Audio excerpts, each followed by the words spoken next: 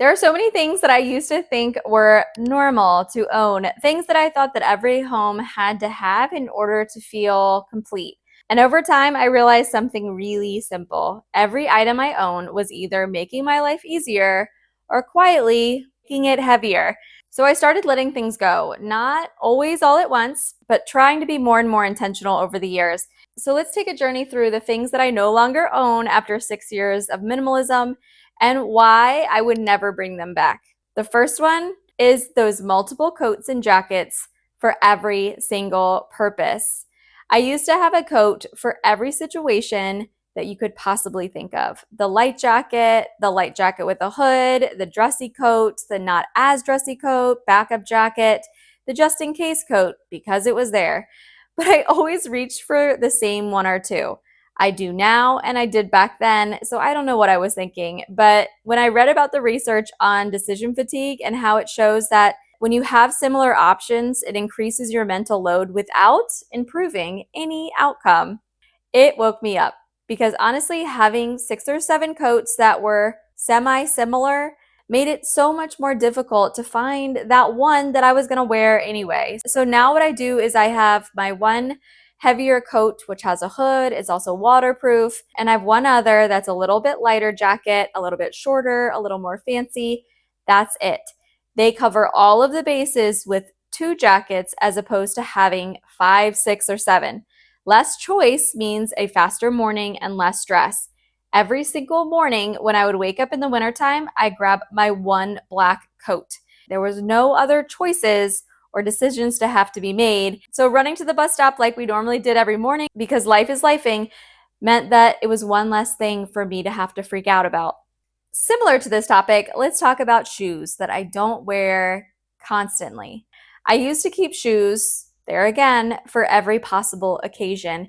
And also for that one outfit that I bought that needed the special shoes. And so I'd keep those shoes in case I ever wore the special outfit again. Can anyone else relate? It was exhausting. And most of the time, those shoes would never be seen again because the outfit was stuck in the back of the closet. These versions of myself that didn't really exist came with tons of excess shoes. So now I keep only shoes which serve my real day-to-day, everyday life. And that includes things like walking, errands, all my daily living, and honestly, my favorite thing, which is gardening. If they're not going to serve those purposes, I really just don't need them. I've realized that if I have shoes that I can dress up and down, that they're going to be doing that they're going to be used on a constant basis. And I don't have to have a secret bin in my closet anymore of shoes that most likely are just collecting dust and becoming shoe decor in my closet. That's kind of something that finally I had to acknowledge as my minimalist journey kept going, and that was decor that I kept moving, but I never loved where it was. And it was so hard for me to get over the fact that I didn't need this piece of decor because it didn't ever have a home. I was constantly redecorating items and it never felt right. I know, yes, we all like to do a little refresh. Sometimes we move a picture frame to another room, but that's not what I'm talking about here. I'm talking about those pieces of decor that most likely that you got for free or really cheap at the store, and we just never find a good place for them. They never seem to add to our overall enjoyment of a space. So we just keep moving them. They're that decor in motion that never actually finds a resting place. Environmental psychology studies show that unresolved visual clutter increases cognitive load because the brain continues processing it as unfinished. So every time that we have that plant we don't enjoy, that piece of decor that never finds a real space in our home, it's telling our brain that our home is not finished. And I completely relate to this idea because I used to have a picture wall that drove me crazy because I always was looking for one more piece so the wall would be done, but the wall was never done. Rugs that are impossible to clean. Who's in this with me? I once owned rugs I avoided using spaces for, because cleaning them was honestly a project. I'd have to move everything off of them in order to vacuum because I'd put them under my bed. everything just felt so much harder. Instead of adding comfort, they added restriction. They added more things on my to-do list that felt impossible, especially impossible to do by myself. And I hate having to get help when I just wanted to get a job done. Now I keep items I can maintain easily in my real life, not ideal conditions. So yeah, my rugs are not huge and ornate, but they're functional. They work for what I need. I even got rid of a rug that I had gotten when we bought this house because I realized that with my dog being so old, I am so tired of cleaning up the mess from it. The throw up, the pee, and even though it was a washable rug, I was done with it. But the next one are clothes for my daughter that she will grow into. I used to store clothes for the future, for future sizes, future seasons, where there's nothing wrong with that. And if you have a kid that's directly underneath the kid that you already have, and they're going to be using it the next season, then go for it.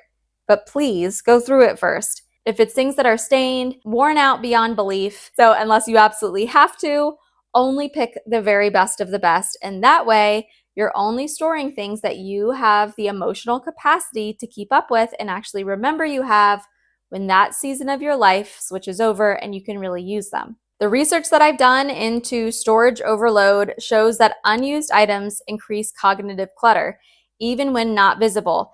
It explained why when I had so much Christmas stuff in my attic, I still felt yucky whenever I would think about the attic, even though I wasn't seeing it. It was because it was still in my brain, all of those things that I knew I wasn't using, and yet they were still up there. It still bothered me. So now I've stopped thinking about always the future myself or the future my daughter, and I've started to keep things just for what we're doing right now. If you're new here, my name is Becky Truda, and yes, I have been decluttering for several years now because I was losing my mind. But if you want to join our little corner of the internet here, then please subscribe and also throw a heart emoji down below if you're already decluttering and organizing with us, because we all like to know that we're not alone on this crazy journey. Let's talk about something most of us struggle with, our sentimental items. Some items carry emotional weight, but not memory. Do you know what I mean by that? I realized something really important when I started to declutter my sentimental items, which I don't recommend doing first. Most of our sentiment, or AKA our memories, are not stored in objects, they're stored inside of us. When the object goes, it's not like the memory just disappears. We still hold on to it. The author Marie Kondo teaches us, keep only those things that speak to our heart. And I absolutely love that she said that because it's true. If we keep things that are just holding on to memories that weren't good, that bring up sad things, people we miss, if they're not creating a memory that is bringing us joy, then why are we keeping it in the first place? The few things that I have from my grandfather before he passed away honestly bring me joy, and that's why they're still in my house. Every time I look at the keys or the picture that he gave me, it reminds me of a time that I enjoyed his company. Let's talk about our just-in-case textiles. I just like that word. But really, I'm thinking about our extra bedding, our extra pillows, extra sheets. Are these things truly helping you on a daily basis? Are you really taking out the third set of sheets and using them? Are you only having them because you just can't get over the fact of what if I did need them at one point? When researchers studied our storage spaces, they found something really important. They saw that excess duplicates increase maintenance time and reduce accessibility of essentials. I honestly didn't need anyone to research that. I knew that already. If minimalism has taught me anything, it's just that your home needs balance. When there's too many of one category, you're not going to be comfortable dealing with it, finding it, and putting it away. Our things we enjoy and use on a daily basis should be stored in a simple way so that it's accessible and that we know what our inventory is. Lamps, extra lighting, all of that visual clutter. I used to believe more lighting meant that I was going to have one of those designer homes, but too many objects create visual fragmentation. Big word, but basically it means taking away our focus on what we really enjoy because there's just too much for our eyes to be able to see. Now I focus on fewer, more functional pieces that serve in my space. Personally, I enjoy just overhead lighting so much better. So when my husband put in our overhead lighting in our living room, I was overjoyed that I was not going to have to go buy a lamp, coupons and paper clutter, all those little things that you're probably finding in your junk drawer. Paper clutter is one of the fastest growing forms of household clutter, aka overwhelm. Those coupons that come in every time we get the mail, the notes that are piling up, and honestly, every time we go outside the house, that paper clutter seems to find us. I reduced mine by switching to more digital reminders and this small basket that I put by the door where I put everything that is paper, like bills and things that need to go back to school. All of that paper clutter goes in this one basket. If it gets full, it's my visual reminder that I need to go through and get rid of things, but it's right there in a place that I can see every time I walk in the door. So I'm constantly hit with the reminder that I need to deal with these things, not keep spreading them around my house in those tiny piles that like to travel and shadow right behind us. Extra pans and kitchen duplicates, just basically because they came in a set. All those multiples of things that we're not using. The idea of habit efficiency shows that when you have too many similar tools or items like pans, it slows you down rather than improving your performance. If you're a big cook, I bet you have a lot of stuff in your kitchen. And I want you to think about, do those things get used on a very regular basis? I started to declutter more and more of the things that I honestly was using once a year. And I found someone that I could share things with. And instead, now I only keep things like my air fryer that I'm going to use on a nightly or almost nightly basis. They deserve to not only stay in my kitchen, but on my countertop. And as the financial writer Morgan Housel writes, the ability to do what you want, when you want, as long as you want, is priceless. Being able to cook in your kitchen and enjoy it as much as you can enjoy cooking, if you're like me, it's usually not my favorite thing. It's priceless to have less because it means that you can find exactly what you need, that you're using all of it, and that you're able to clean up a lot faster, which for most of us, I think, is a very important part of the enjoyment of cooking. All right, are you guys still with me here? These are honestly just a bunch of stuff that I put together because I realized I just don't have them anymore. My countertop clutter used to collect everything from mail, appliances, papers, randomness. Countertop clutter was my nightmare. Studies on visual clutter consistently show that cluttered surfaces increase stress hormones and reduce our focus. If that's true, which all of us used to be hoarders know to be true, our flat surfaces should be the first place that we start to declutter every single day. It's why that 5-minute reset is so important. Because when we constantly are seeing little things on every flat surface, our eyes are bouncing from place to place, and all the decisions that we put off the day before all of a sudden become on our to-do list for today. Now I only keep what I use daily on any flat surface, especially things like my dining room table. If I want to eat dinner there, it's gonna have to be very clear.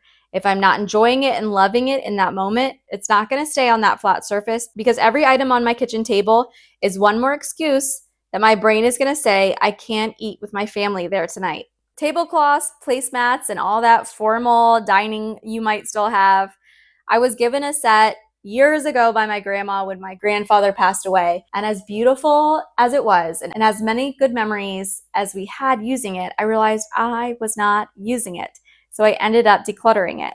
Anything that you're not using on a constant basis are not bringing you the joy that you probably had when you intentionally bought them.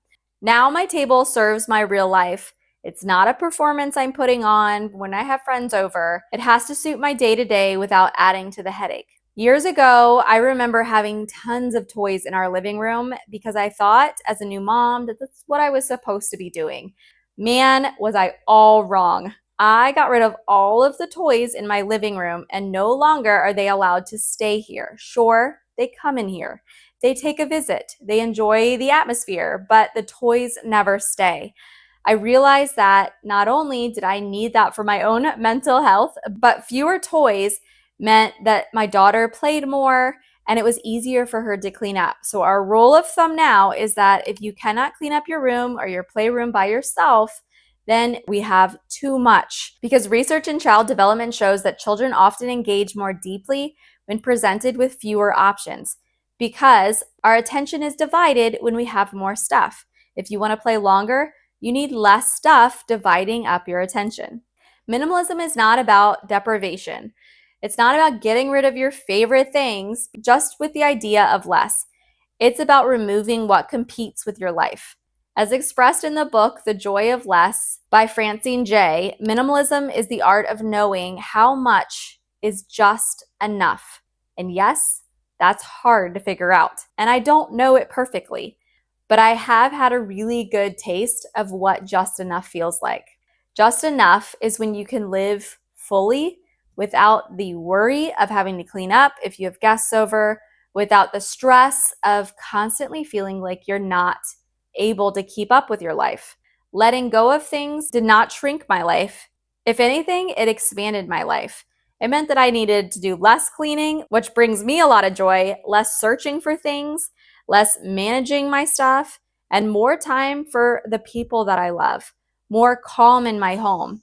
Something I never knew when I had a more hoarded home was the level of presence you can have when you're not overwhelmed by your things. Doesn't mean that every day is perfect, but you have more time to think about it. Because when you stop managing all of this excess, you finally start living a life that you are happy with, that you feel in charge of, that you feel represents who you really want to be. All right, friends, if you have enjoyed this, then please click on this video right here on the left. And as always, I wish you guys the very best.